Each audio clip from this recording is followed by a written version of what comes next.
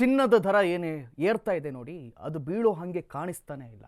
ಅದು ಬೀಳೋದು ಇಲ್ಲ. ನಾವು ಕಳೆದ ಬಾರಿ ಕೂಡ ಅಶ್ವವೇಗದಲ್ಲಿ ಹೇಳಿದ್ವಿ, ಯಾರಾದರೂ ಚಿನ್ನ ಖರೀದಿ ಮಾಡೋದಿದ್ರೆ ಈ ಕೂಡಲೇ ಮಾಡಿಬಿಡಿ, ಇನ್ನು ಮುಂದೆ ಕೂಡ ರೇಟ್ ಹೈ ಆಗ್ತಾನೆ ಹೋಗುತ್ತೆ ಅಂತ. ಎಸ್, ನಾವು ಹೇಳ್ದಂಗೆ ದಿನೇ ದಿನೇ ರೇಟ್ ಹೆಚ್ಚಾಗ್ತಾನೆ ಇದೆ.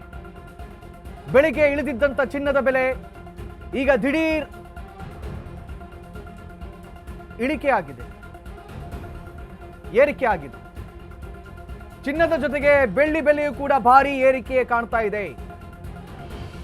ಬುಧವಾರಕ್ಕೆ ಹೋಲಿಸಿದಲ್ಲಿ ಲೋಹದ ಬೆಲೆ ಹೆಚ್ಚಳವಾಗ್ತಾ ಇರುವಂಥದ್ದು. ಶುದ್ಧ ಚಿನ್ನದ ಬೆಲೆಯಲ್ಲಿ 1850 ರೂಪಾಯಿ ಹೆಚ್ಚಳವಾಗಿದೆ ಅಂತ.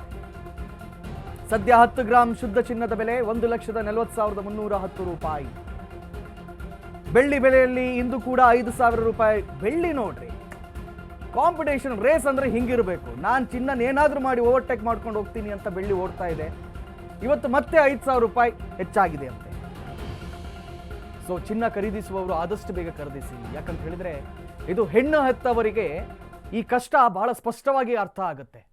ಎಷ್ಟು ಕಷ್ಟ ಇದೆ ತನ್ನ ಮಗಳ ಮದುವೆಗೆ ಚಿನ್ನ ಒಟ್ಟುಗೂಡಿಸಬೇಕಾದ್ರೆ ಅಂತ ಹೇಳಿ. ಹಾಗಾಗಿ ಆದಷ್ಟು ಬೇಗ ಈಗನೇ ಚಿನ್ನವನ್ನ ಒಟ್ಟು ಸೇರಿಸಿ ಕ್ರೋಢೀಕರಣ ಮಾಡುವಂಥ ಕೆಲಸಕ್ಕೆ ಮುಂದಾಗಿ. ಇನ್ನು ಮುಂದೆ ಖಂಡಿತವಾಗಿಯೂ ಇದು ಬೀಳಲ್ಲ. ಯಾಕೆ ಅಂತ ಹೇಳ್ತೀನಿ ಕೇಳಿ.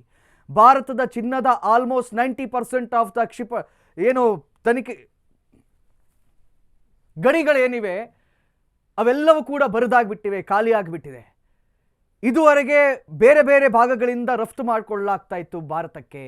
ಎಸ್ಪೆಷಲಿ ಅರಬ್ ಮತ್ತು ಆಫ್ರಿಕಾದಿಂದ ರಫ್ತು ಮಾಡಿಕೊಳ್ಳಲಾಗ್ತಾ ಇತ್ತು. ಬಟ್ ಇದೀಗ ಆಫ್ರಿಕಾದ ಗಣಿಗಳು ಕೂಡ ಖಾಲಿ ಆಗಿಬಿಟ್ಟಿವೆ. ವೆನೆನ್ಸುವೇನಿಯಾ ಅಲ್ಲಿಂದ ರಫ್ತು ಮಾಡಿಕೊಳ್ಳಲಾಗ್ತಾ ಇತ್ತು, ಆದರೆ ಅದೀಗ ಅಮೆರಿಕದ ವಶಕ್ಕೆ ಹೋಗ್ತಾ ಇದೆ. ತೈಲ ಕ್ಷಿಪಣಿಗಳ ವಿಚಾರವಾಗಿ ಅಲ್ಲಿ ನಡೆದಂಥ ಗಲಾಟೆಯಲ್ಲಿ ವೆನೆಜುವೆಲಾದಿಂದಲೂ ಕೂಡ ಈಗ ಗೋಲ್ಡನ್ನು ಆಮದು ಮಾಡ್ಕೊಳ್ಳೋಕ್ಕೆ ಸಾಧ್ಯವಾಗ್ತಾ ಇಲ್ಲ. ಹಾಗಾಗಿ ಇದು ಭಾರತ ಮಾತ್ರವಲ್ಲ, ಪ್ರಪಂಚದ ವ್ಯಾಪ್ತಿಯಾಗಿ ಚಿನ್ನದ ಗಣಿಗಳೆಲ್ಲವೂ ಕೂಡ ಬರಿದಾಗ್ತಾ ಇರುವ ಕಾರಣದಿಂದಾಗಿ ದಿನೇ ದಿನೇ ರೇಟ್ ಹೈ ಆಗ್ತಾನೆ ಇದೆ. ಕಾರಣ ಡಿಮ್ಯಾಂಡ್ ಹೆಚ್ಚಿದೆ, ಆದರೆ ಸಪ್ಲೈ ಇಲ್ಲ. ಡಿಮ್ಯಾಂಡ್ ಹೆಚ್ಚಿದೆ, ಸಪ್ಲೈ ಇಲ್ಲ. ಈ ಕಾರಣದಿಂದಾಗಿ ಚಿನ್ನದ ರೇಟ್ ಕ್ಷಣ ಕ್ಷಣಕ್ಕೂ ಕೂಡ ಹೆಚ್ಚಾಗ್ತಾ ಇದೆ. ಇದರ ಜೊತೆಯಲ್ಲೇ ಬೆಳ್ಳಿ ರೇಟ್ ಕೂಡ. ಸೊ ಯಾವಾಗ ಚಿನ್ನ ಸಿಗ್ತಾ ಇಲ್ಲ ಅಂತ ಗೊತ್ತಾಯಿತೋ ಆಗ ಪರ್ಯಾಯ ಮಾರ್ಗ ಬೇರೆ ಏನೂ ಇಲ್ಲದೆ ಬೆಳ್ಳಿ ರೇಟ್ ಹೆಚ್ಚಾಗೇ ಆಗುತ್ತೆ. ಸೊ ಇನ್ ಕೇಸ್ ಬೆಳ್ಳಿಯೂ ಶಾರ್ಟೇಜ್ ಆಯ್ತಾ ಅಂತ ಹೇಳಿದರೆ ನೆಕ್ಸ್ಟ್ ಅಪ್ ಆಗುವಂಥ ರೇಟ್ ಬ್ರಾಸ್ ಆ್ಯಂಡ್ ಕಾಪರ್, ಆ ರೇಟ್ಗಳು ಕೂಡ ಇನ್ನು ಮುಂದೆ ಹೆಚ್ಚಾಗುತ್ತೆ. ಸೊ ಯಾರಾದರೂ ಚಿನ್ನವನ್ನು ಖರೀದಿಸುವಂಥ ಐಡಿಯಾ ಏನಾದರೂ ಇದ್ದರೆ ಆದಷ್ಟು ಬೇಗ ಚಿನ್ನನ ಈಗಲೇ ಖರೀದಿಸ್ಬಿಡಿ. ಈಗಲೇ ಹಂತ ಹಂತವಾಗಿ ನಿಮ್ಮ ಹತ್ರ ಎಷ್ಟು ರೂಪಾಯಿ ಇದೆಯಾ, 10,000 ರೂಪಾಯಿ ಇದೆಯಾ, 20,000 ಇದೆಯಾ, ಆ ದುಡ್ಡಲ್ಲಿ ಎಷ್ಟು ಚಿನ್ನ ಬರುತ್ತೋ ಅದನ್ನು ಖರೀದಿ ಮಾಡಿ ಇಟ್ಕೊಳ್ಳುವಂಥ ಪ್ರಯತ್ನಕ್ಕೆ ಮುಂದಾಗಿ. ಮುಂದೊಂದು ದಿನ ನಿಮಗೆ ಸಹಾಯ ಆಗುತ್ತೆ. ಯಾಕಂತ ಹೇಳಿದರೆ ಈಗಾಗಲೇ ಪ್ರಪಂಚದ ವ್ಯಾಪ್ತಿಯಾಗಿ ಎಲ್ಲೂ ಕೂಡ ಗಣಿಗಳು ಬರಿದಾಗ್ತಾ ಇರುವಂಥದ್ದು, ಎಲ್ಲ ಕಡೆ ಗಣಿಗಳು ಬರಿದಾಗ್ತಾ ಇರುವಂಥದ್ದು. ಇನ್ನೂ ಆಳಕ್ಕೆ ಅಗಿರಿದ್ರೆ ಭೂಮಿಗೆ ಪೆಟ್ಟು ಬೀಳುತ್ತೆ. ಹಾಗಾಗಿ ಪರ್ಮಿಷನ್ಗಳು ಸಿಗ್ತಾ ಇಲ್ಲ. ಸೊ ಓವರ್ ಆಲ್ ಆಗಿ ಹೇಳೋದಾದರೆ ಇದು ಇಲ್ಲಿಗೆ ನಿಲ್ಲಲ್ಲ, ಖಂಡಿತವಾಗಿ ಇಲ್ಲಿಗೆ ನಿಲ್ಲಲ್ಲ, ಇನ್ನೂ ಹೆಚ್ಚಾಗ್ತಾನೆ ಹೋಗುತ್ತೆ. ನೋಡಿ, ಒಂದೇ ದಿನದಲ್ಲಿ 10,000, 8,000, ಇವತ್ತು 5,000 ಅಂತೆ ಬೆಳ್ಳಿ ರೇಟ್ ಏರಿಕೆ ಆಗ್ತಾ ಇದೆ. ಇದುವರೆಗೆ ಬೆಳ್ಳಿ ಅಂಥೇಳಿ ಯಾರೆಲ್ಲ ತಾತ್ಸಾರ ಮಾಡ್ತಾ ಇದ್ರು, ಇನ್ನು ಮುಂದೆ ಹಂಗೆ ಮಾಡೋಂಗಿಲ್ಲ. ನಿಮ್ಮ ಮನೆಯಲ್ಲಿರುವಂಥ ಬೆಳ್ಳಿ ಸಾಮಗ್ರಿಗಳು ಇವೆಲ್ಲದಕ್ಕೂ ಕೂಡ ಭಾರಿ ಬೆಲೆ ಬರ್ತಾ ಇದೆ. ಹಾಗಾಗಿ ಅದೆಲ್ಲವನ್ನು ಜೋಪಾನವಾಗಿ ಮಾಡಿಟ್ಕೊಳ್ಳಿ.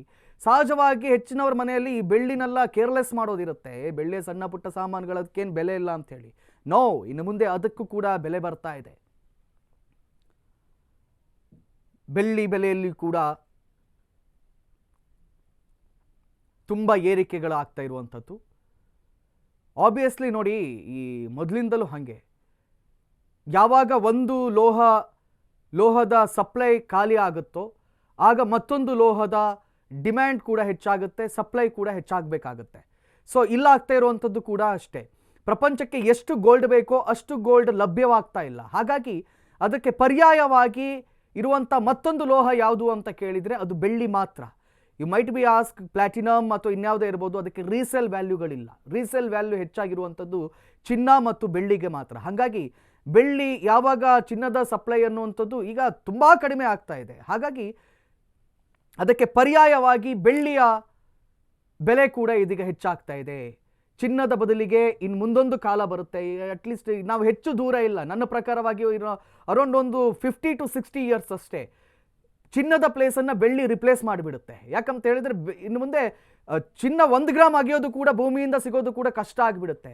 ಕೆಲವು ಸಮುದ್ರಗಳಲ್ಲಿ ಸಿಕ್ಕಿದೆ, ಕೆಲವು ದೇಶಗಳಲ್ಲಿ, ಇವನ್ ಭಾರತದಲ್ಲಿ ಕೂಡ ಸಮುದ್ರದಲ್ಲಿ ನಿಕ್ಷೇಪಗಳು ಪತ್ತೆ ಆಗಿವೆ, ಚಿನ್ನದ ನಿಕ್ಷೇಪಗಳು. ಆದರೆ ಅದನ್ನು ಅಗೆದು ಅದನ್ನು ಸಾಗಿಸುವಂಥ ಪ್ರಕ್ರಿಯೆ ಇದೆಯಲ್ಲ, ಆ ಟೆಕ್ನಾಲಜಿಗಳು ಬರಬೇಕಾದ್ರೆ ಇನ್ನೂ ಸುಮಾರು ವರ್ಷಗಳ ಅವಶ್ಯಕತೆ ಇದೆ. ಹಾಗಾಗಿ ಬೆಳ್ಳಿ ಅದನ್ನು ಪರ್ಯಾಯವಾಗಿ ಆ ಸ್ಥಾನವನ್ನು, ಚಿನ್ನದ ಸ್ಥಾನವನ್ನು ಸದ್ಯದಲ್ಲೇ ತುಂಬುತ್ತೆ, ಅದು ಖಂಡಿತವಾಗಿಯೂ. ಹಾಗಾಗಿ ಯಾರಾದರೂ ಖರೀದಿ ಮಾಡೋದಿದ್ರೆ ಆದಷ್ಟು ಬೇಗ ನೀವು ಹಂತ ಹಂತವಾಗಿ ಚಿನ್ನ ಅಥವಾ ಬೆಳ್ಳಿಯನ್ನು ಕ್ರೋಢೀಕರಿಸುವಂಥ ಪ್ರಯತ್ನವನ್ನು ಮಾಡಬೇಕಾಗತ್ತೆ.